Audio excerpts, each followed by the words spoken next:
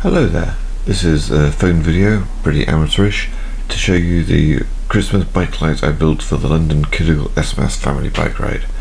In the event it didn't really get much of an outing there, but I'll come on to that later. So, it's a Neopixel strip, that's this thing, with some buttons and some twiddly bits, which twiddle, connected to an arduino micro, which is an embedded processor based on the Atmel something or other.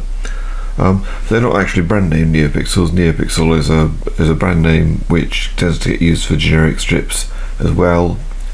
These are somebody else's WS2812 LED, individually addressable.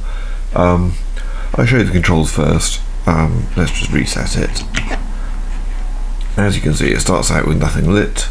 When I press one of these two buttons, a new trail, you see the blue dots going off there, it kicks off and goes round to the end of the strip and then goes back to the beginning of the strip again, so the idea is sort of gives the illusion of circular motion. Yep, off it goes there. One of the buttons launches anti-clockwise and the other button launches clockwise, and you can have, I think, four. Yeah, there you go, four things going around at the same time. This control here changes the colour of the next one to launch. There we go, there's something sort of reddish. There's a purple one going off there, going even purplier. So much fun. Blue, blue, blue, blue. Are we going into green? Let's have some green. The right hand knob on the end here controls the overall brightness. So I can turn it right down to nothing, which is not terribly useful, or turn it up to I think that's about 80% brightness on the on the thing. I don't know what YouTube will make of that. It's pretty bright. If you turn the lights off, obviously it's brighter yet. This button on the end changes the function of these two buttons. So if I hold that down, this sometimes works. No, maybe that's the wrong way.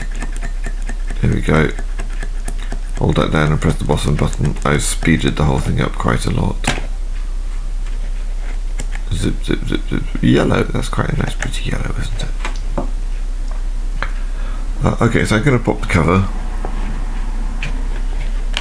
while it's running. Yes, just dangerously and all that. Just turn it around for you. And inside you can see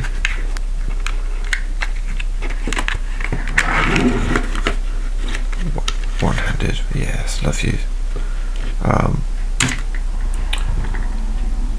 A rat's nest of wiring.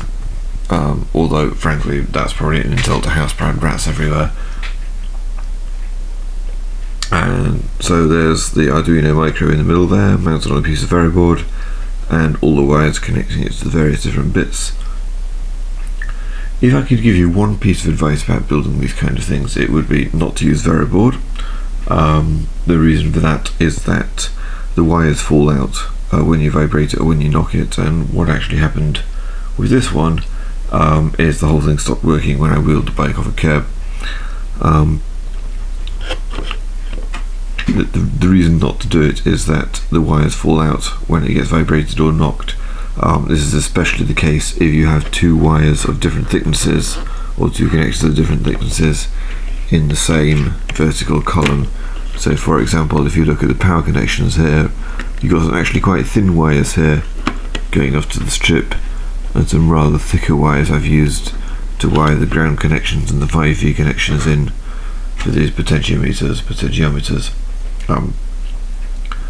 Yes.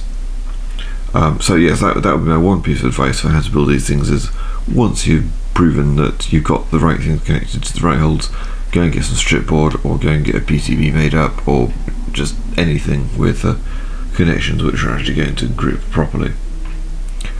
If I could give you a second piece of advice, it would be, don't bother building Christmas bike lights for an event that happens during daylight. Yeah. But all is